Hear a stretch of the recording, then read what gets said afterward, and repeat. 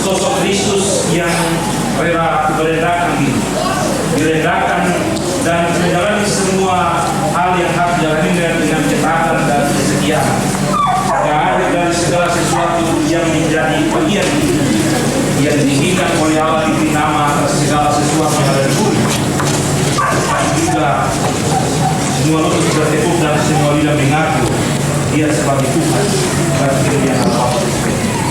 Ajar kami supaya kami ada dan kami memiliki seperti ketika kami meninggikan diri kami melakukan sesuatu yang baik bagi wajah kita. Jika kami ada di jiwa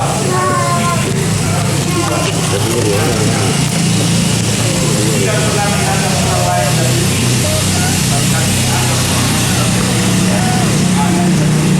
kami mampu bersamaan dan kehidupan yang Bapak Ibu yang diberkati Tuhan, selamat sore dan Tuhan Yesus memberkati kita semua. Mari kita tenang dan kita beribadah kepada Tuhan. Mari kita berdoa. Ibadah keluarga sekaligus ibadah tempat intra yang kami langsungkan di Raya 2 tengah-tengah kehidupan keluarga hambamu Bapak Freddy Marlisa. Kami tabiskan itu hanya dalam nama Bapa Pencipta langit dan bumi, dalam nama Yesus Kristus dan dalam tuntunan kuasa Roh Kudus. Amin. Kasih karunia dan damai sejahtera kiranya atas saudara-saudara dari Allah Bapa dan Tuhan Yesus Kristus dan dari Roh Kudus. Amin. Saudara-saudara dipersilakan duduk kembali dan mari kita menyanyi bersama. Kita menyanyi bersama nyanyian rohani. Nyanyian rohani nomor 55 ayatnya yang pertama, hatiku beriman mandang kesusahan. Hatiku beriman mandang kesusahan di Golgota denganlah Tuhanku doa sembahyangku kepada sayangmu ku menyerah.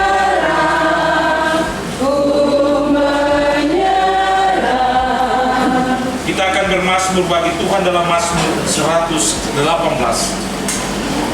Mazmur 118 kita akan baca secara berbalas-balasan dari ayat 1 sampai ayatnya yang ke-9. Mazmur 118 ayat 1 sampai ayatnya yang ke-9.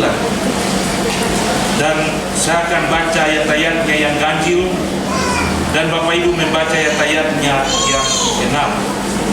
Mazmur 118 ayat pertama sampai ayatnya yang ke-9. Saya baca ayat-ayatnya yang ganjil dan Bapak Ibu baca ayat-ayatnya yang ke-6. Demikian bunyinya nyanyian puji-pujian. Bersyukurlah kepada Tuhan sebab Dia baik, bahwasanya untuk selama-lamanya kasih setia.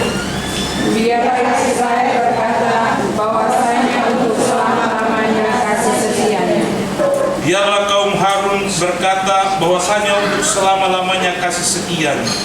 Biarlah orang yang takut akan Tuhan berkata, bahwasanya untuk selama-lamanya kasih setianya. Dalam kesesakan aku telah berseru kepada Tuhan. Tuhan telah menjawab aku dengan memberi kelegaan. Tuhan di pihakku, aku tidak akan takut. Apakah yang dapat dilakukan manusia terhadap aku? Tuhan di pihakku menolong aku. Aku akan memandang rendah mereka yang membenci aku. Lebih baik berlindung kepada Tuhan daripada percaya kepada manusia. Lebih baik berlindung pada Tuhan daripada percaya kepada para bangsawan. Demikian Mazmur puji-pujian kita menyanyi nyanyian rohani nomor 55 ayatnya yang kedua, kuatkan hatiku dengan anugerah. Kuatkan hatiku dengan kuasa-Mu, agar tetap aku menjalani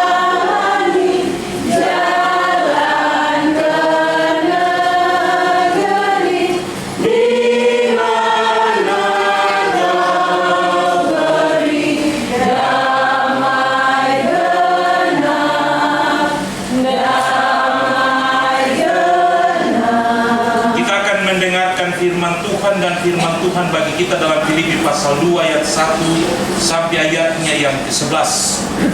Filipi pasal 2 ayat 1 sampai ayatnya yang ke-11. Tapi sebelum kita mendengarkan bagian firman Tuhan ini, mari kita berdoa. Kita berdoa. Ya Allah yang Maha Kuasa, Allah pencipta langit dan bumi, Allah dalam nama Yesus Tuhan dan Juru Selamat kami bersyukur kepadamu Tuhan karena kasih anugerah dan rahmat senantiasa ada dan menaungi kami hari lepas. Kami ada dan kami bisa menikmati kehidupan ini karena kasih setiamu ya Allah. Dan ketika kami berkumpul di tengah-tengah peribadatan kami akan belajar di sekeliling firman-Mu yang akan menguatkan kami, menuntun kami, dan memberikan jalan-jalan yang terbaik bagi kami untuk kami melangkah dan menjalani proses kehidupan di hari-hari hidup. Tolong kami Tuhan, kuatkan dan mampukan kami. Ajarlah kami supaya kami dapat melaksanakan kehendak-Mu ini di tengah-tengah hidup kami hari lepas. Berfirmanlah kepada kami ya Tuhan, dan karena itu kami siap mendengarkan sabda. Amin. Firman Tuhan bagi kita dalam kitab Kudus Perjanjian Baru, Filipi pasal 2 ayat 1 sampai ayatnya yang ke-11. Filipi pasal 2 ayat 1 sampai ayatnya ke-11 demikian bunyinya. Nasihat supaya bersatu dan merendahkan diri seperti Kristus. Jadi karena dalam Kristus ada nasihat, ada penghiburan kasih, ada persekutuan roh, ada kasih mesra dan belas kasihan. Karena itu sempurnakanlah sukacitaku dengan ini. Hendaklah kamu sehati sepikir dalam satu kasih, satu jiwa, satu tujuan, dengan tidak mencari kepentingan sendiri atau puji-pujian yang sia-sia. Sebaliknya, hendaklah dengan rendah hati yang seorang menganggap yang lain lebih utama daripada dirinya sendiri. Dan janganlah tiap-tiap orang hanya memperhatikan kepentingannya sendiri, tetapi kepentingan orang lain juga. Hendaklah kamu dalam hidupmu menaruh pikiran dan perasaan yang terdapat juga dalam Kristus Yesus, yang walaupun dalam rupa Allah tidak menganggap kesetaraan dengan Allah itu sebagai milik yang harus dipertahankan, melainkan telah mengosongkan dirinya sendiri dan mengambil rupa seorang hamba dan menjadi sama dengan manusia. Dan dalam keadaan sebagai manusia, ia telah merendahkan dirinya dan taat sampai mati, bahkan sampai mati di kayu salib. Itulah sebabnya Allah sangat meninggikan dia dan mengaruniakan kepadanya nama di atas segala nama, supaya dalam nama Yesus bertekuk lutut segala yang ada di langit dan yang ada di atas bumi dan yang ada di bawah bumi, dan segala lidah mengaku Yesus Kristus adalah Tuhan, bagi kemuliaan Allah Bapa. Demikian firman Tuhan. Yang berbahagia kita semua yang mendengarkan bagian firman Tuhan dan mau memperlakukannya di tengah-tengah hidup kita hari lepas hari. Bapak Ibu yang diberkati Tuhan, hari ini kita semua berkumpul sebagai satu persekutuan karena kita ada dan kita menjalani suatu proses kehidupan yang penuh dengan kasih karunia Allah di tengah-tengah hidup kita hari lepas hari. Sebuah kondisi dan keadaan yang memungkinkan kita ada dan kita berkumpul dalam sebuah persekutuan ini karena Tuhan ada dan memberi kehidupan bagi kita. Dari bacaan kita hari ini, kita semua diajak untuk ada dan memahami bagian firman Tuhan ini dalam sebuah catatan tema, bersatu dan merendahkan diri seperti Kristus. Hal merendahkan diri menjadi hal yang sangat penting bagi setiap orang ketika membangun hidup yang dijalani di tengah-tengah hidup ini. Tetapi hal direndahkan adalah sebuah hal yang begitu dibenci oleh setiap orang. Ketika kita semua ada dan hidup, kita mau untuk kita terus ditinggikan dan tidak pernah ada kata direndahkan. mungkin dari 1000 ada satu yang bisa menerima ketika dia direndahkan di tengah-tengah hidup ini. Tetapi Bapak Ibu yang diberkati Tuhan, bacaan kita hari ini, Paulus bersama sahabat pelayanannya Timotius mengirimkan surat ini kepada orang-orang kudus di Filipi. Karena ternyata di Filipi ada sejumlah pergumulan hidup yang luar biasa yang dihadapi oleh orang-orang Filipi ketika mereka membangun kebersamaan dan persekutuan yang utuh di tengah-tengah hidup mereka. Ada sejumlah pergumulan yang membuat mereka terguncang imannya pada Kristus. Ada sejumlah persoalan yang membuat mereka bisa terjadi keretakan di tengah-tengah persekutuan mereka. Dan hal itu membuat Paulus merasa tertarik bersama-sama dengan Timotius ketika dia membangun jemaat ini untuk beri nasihat kepada mereka supaya mereka menyadari kehidupan yang sesungguhnya yang telah mereka lakukan merupakan bagian dari karya keselamatan Allah dalam Kristus yang telah membuat mereka ada dan bisa menikmati kehidupan itu. Itulah sebabnya membuka catatan nasihatnya, Paulus menggambarkan atau melukiskan sosok Kristus yang sangat penting di tengah-tengah kehidupan persekutuan. Ketika dia harus berkata, jadi dalam Kristus ada nasihat, ada penghiburan kasih, dan ada persekutuan roh, kasih mesra, dan belas kasihan. Bagi Paulus, Kristus memiliki kriteria yang luar biasa. Ia memiliki sebuah sosok yang pantas untuk diteladani ketika dia ada dan menjadi proses kehidupan di tengah-tengah pelayanan yang dikerjakannya. Sebab ia memiliki sebuah karakter yang luar biasa, adalah ia rela direndahkan di tengah-tengah pergumulan perjalanan yang ia jalani. Kalau dalam bacaan ini dikatakan bahwa dia tidak pernah merasa dan menganggap dirinya setara dengan Allah, tetapi dia mengosongkan dirinya menjadi seorang yang sangat rendah, mengambil rupa seorang hamba dan menjalani sebuah proses perjalanan yang panjang. Itulah sebabnya dalam nasihatnya Paulus bilang, di dalam Kristus ada nasihat, ada penghiburan kasih, ada persekutuan roh, ada kasih mesra dan belas kasihan. Sehingga ketika kita harus membangun sebuah kehidupan yang harus dijalani tengah-tengah hidup ini, maka Paulus memberi nasihat, hendaklah kita sehati sepikir, satu jiwa dan satu tujuan. Ayat 2 dari bacaan kita hari ini. Kenapa? Bagi Paulus, hanya hal-hal inilah yang dapat membuat setiap orang rasa bahwa membangun kebersamaan dan persekutuan itu penting di tengah-tengah hidup ini. Bukan sebuah tindakan yang lain yang bisa menghancurkan persekutuan.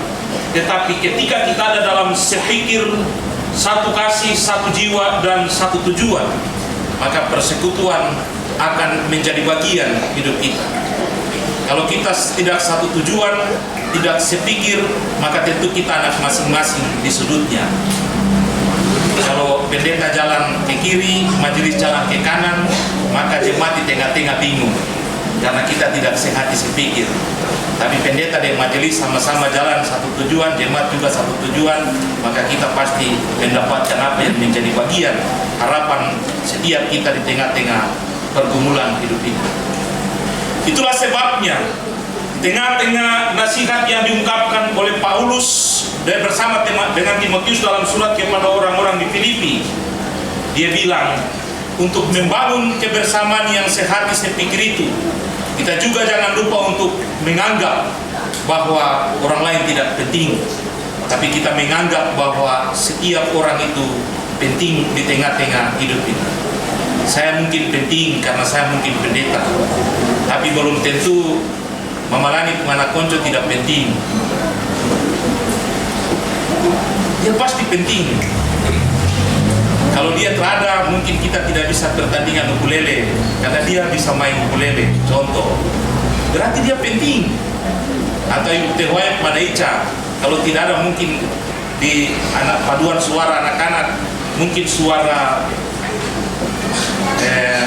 alto tidak ada kan, tapi karena dia ada, alto menjadi kuat dan dia bisa menyanyi dengan baik. Itulah sebabnya Paulus bilang, hendaklah setiap orang tidak menganggap orang lain tidak penting, tapi mengambil atau menganggap orang lain itu juga penting di tengah-tengah hidup ini.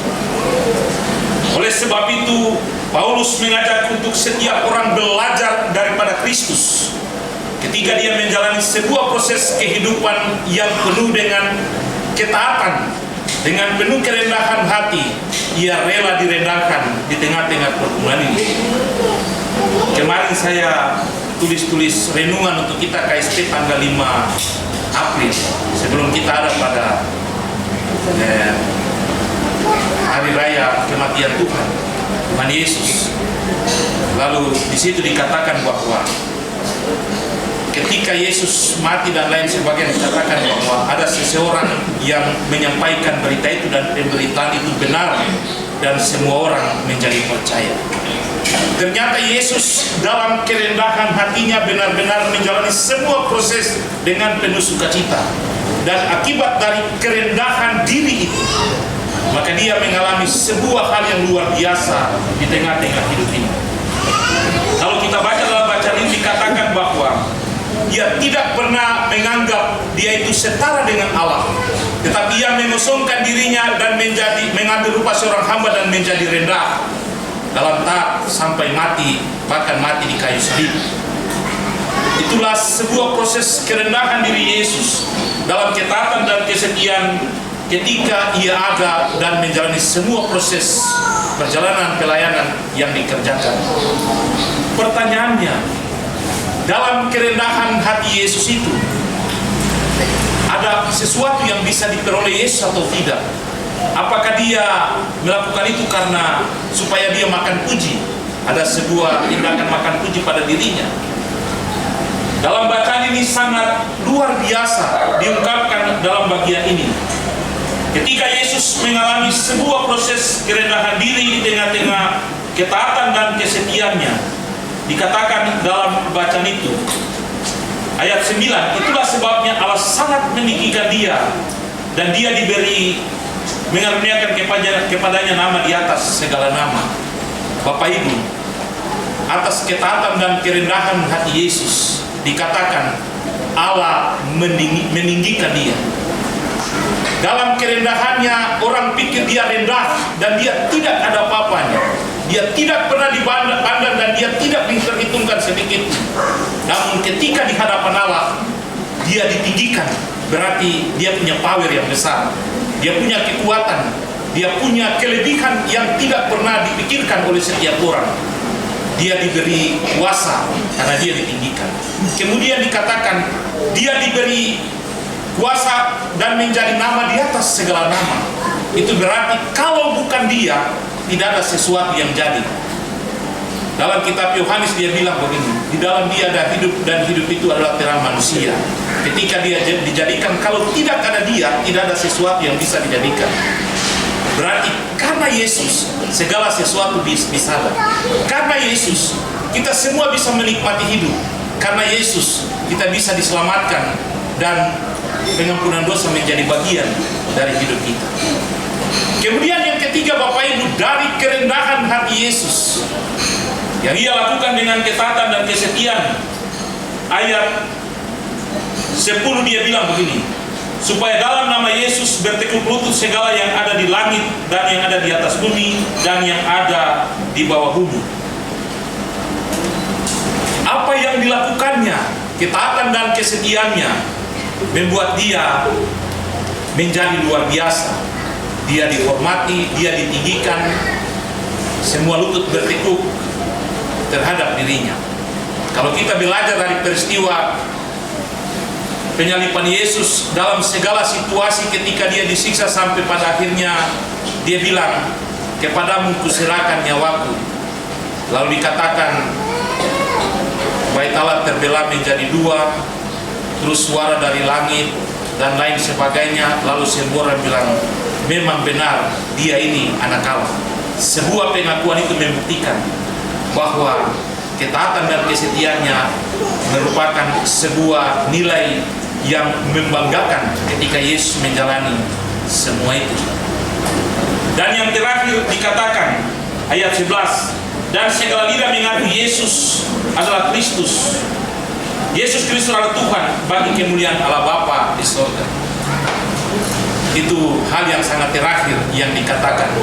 Ketika dia ditinggikan, ketika dia diberi nama, segala nama yang ada di bumi, dan ketika semua lutut bertekuk dan semua lidah mengaku dia, maka terakhir semua lutut bertekuk, maka yang terakhir dia mengalami sebuah pengakuan, karena semua lidah mengaku bahwa dia adalah Tuhan bagi kemuliaan Allah Bapa di surga. Bapak Ibu, berbalik kepada tema kita di hari ini, bersatu dan merendahkan diri seperti Kristus. Kira-kira kita bisa merendahkan diri kita atau tidak? Kira-kira kita rela dibuat sebagai sosok yang tidak berguna dan tidak pernah diperhitungkan di tengah-tengah hidup ini atau tidak? Saya pikir terada. Apalagi kalau kita punya pekerjaan, kita punya jabatan dan lain sebagainya. Kalau orang-orang bapak orang itu dong punya prinsip harga diri itu lebih tinggi dari segala-galanya. Maka di tengah-tengah hidup ini, ketika kita menjalani proses kehidupan, harga diri itu menjadi ukuran. Harga diri itu bisa baik, bisa tidak baik. Dia tidak baik ketika dia menjadikan harga diri itu sebagai suatu sistem yang bisa merendahkan orang lain. Tetapi harga diri yang tinggi membuat sebuah proses kemajuan. Itulah sebuah hal yang baik. Kadang-kadang orang bilang kita ambisi. Ambisi itu baik. Sebenarnya ambisi itu baik. Kalau kita berambisi untuk menciptakan sesuatu yang luar biasa, berarti kita diperhitungkan. Kalau kita berambisi untuk menghancurkan dan merendahkan orang lain, berarti itu menjadi hal yang tidak baik. Oleh sebab itu Bapak Ibu, dari firman Tuhan ini mengajak kita semua sebagai satu persekutuan. Tengah-tengah pelayanan kita di hari ini di Rayon 2, sektor Siloam dan sektor Genesaret, mari kita belajar daripada Kristus. Dia tidak pernah menganggap harga dirinya terlalu tinggi dan dia harus dipuji dan dimuliakan. Tapi dari kerendahan dirinya, pada akhirnya orang lain yang meninggikan dia. Oleh karena kerendahan hatinya dan kerendahan dirinya, dia mengalami sebuah pengakuan yang luar biasa. Diberi nama di atas segala-galanya. Ada satu TikTok saya dengar, dia bilang begini, kalau orang tuamu tidak mempunyai nama, jadikanlah diri mereka mempunyai nama oleh karena dirimu sendiri. Lalu saya tampilkan itu sebuah TikTok foto mulai dari kecil, dari sekolah SMA, dari sekolah pendeta, sudah jadi pendeta, baru terakhir orang tua pemuka. Dengan tujuan bahwa karena orang tua ini saya dari kecil sampai jadi pendeta terus karena mereka, sehingga membuat namanya bisa ada.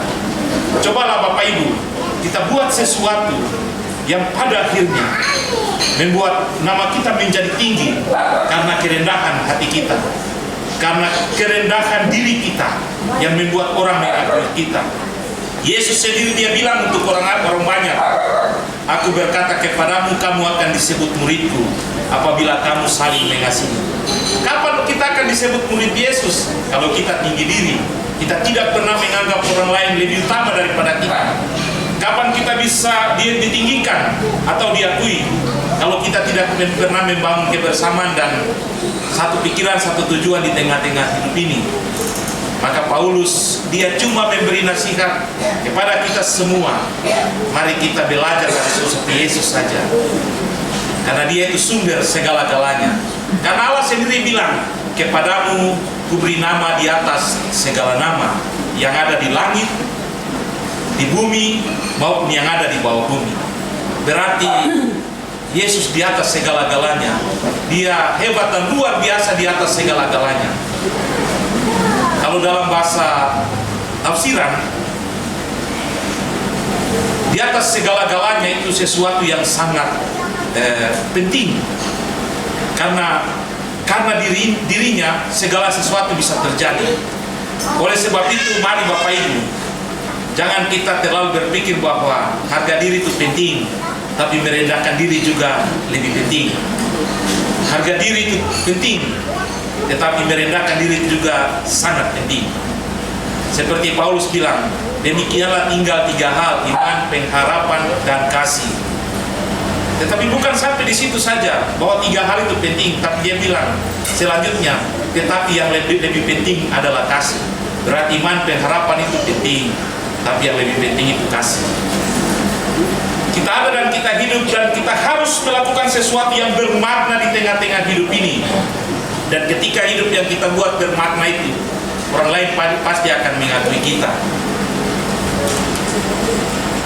Orang lain ketika mengakui kita, bukan berarti kita tinggi diri, tapi kita terus merendahkan diri. Orang Jawa bilang begini, kalau padi itu semakin berisi, semakin merunduk, atau semakin dia tunduk.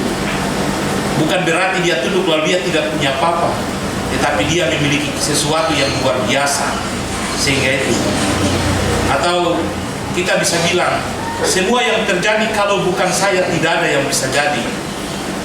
Semua yang kita jalani tengah-tengah pelayanan ini kalau tidak bisa, kalau bukan pendeta Utaina tidak ada yang jadi. Padahal pendeta Utaina terlalu lagi bilang dia hebat. Padahal kalau bukan majelis jemaat yang bantu dia, tidak ada orang yang bisa bilang pelayanan hebat itu hebat. Pendeta Ray Tanawan dia bilang begini waktu kami konven pendeta di Teminaguan. Tapi itu saya cuma mau kasih tahu kamu, pendeta Utaina saja yang hebat. Karena cuma jemaat Efat yang pakai videotron, sama halus sekali. Karena memangnya itu saya pergi beli kah? Itu saya punya uang kah? Ada. Tapi kebersamaan kita, komunikasi kita, segala hal yang kita bangun seperti Paulus bilang, satu pikiran, satu tujuan, satu jiwa, maka barang itu bisa ada. Berarti bukan pendeta Utaina, memang jemaat Efata dong hebat, dong bisa jadi jemaat pertama yang punya videotron, supaya kau semua kenapa naik, masa pendeta Utaina terlalu kenapa naik? Sehingga saya malu sekali karena saya baru kasih itu, bukan saya kayak itu jemaat kah, bukan saya yang lakukan itu. Dan itulah yang harus kita lakukan di tengah-tengah pergumulan dan pelayanan yang harus kita jalani di tengah-tengah hidup ini. Oleh sebab itu, mari firman Tuhan bilang, mari kita belajar bersatu merendahkan diri seperti Kristus. Supaya Tuhan kalau tinggikan kita itu tidak ada yang bisa blok. Kalau orang lain yang tinggikan itu belum tentu. Tapi kalau Tuhan yang tinggikan itu tidak ada yang blok. Jadi mari kita berjalan bersama Tuhan dalam segala hal yang kita jalani. Tuhan memberkati kita, firman ini menjadi berkat dan kekuatan bagi kita semua. Amin. Kita mengaminkan firman Tuhan ini, kita memberi persembahan.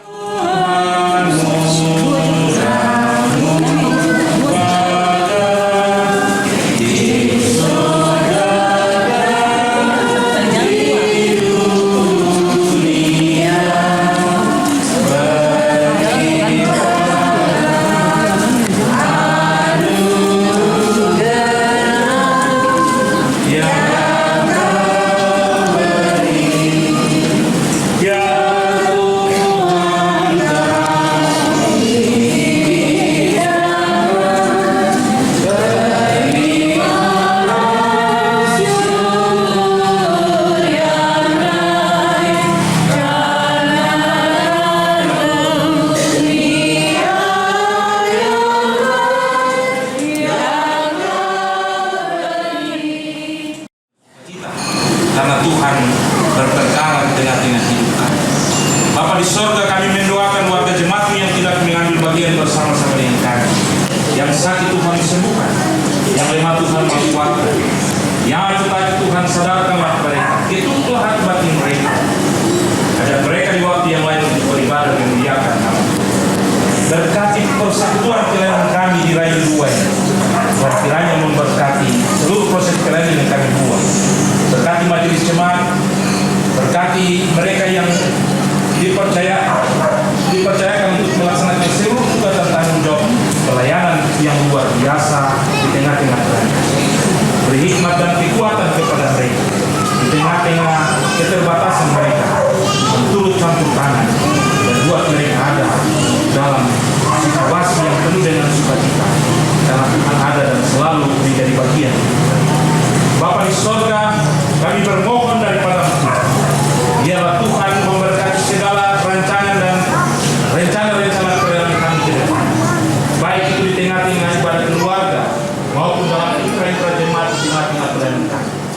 Biarlah kasih Dia memberkati.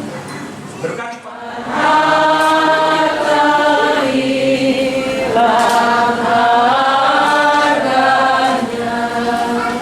Bapak Ibu yang diberkati Tuhan, ibadah kita akan selesai dan kita akan kembali ke dalam kehidupan rumah tangga kita dan pekerjaan kita masing-masing. Pulanglah dengan sejahtera dan terimalah berkat.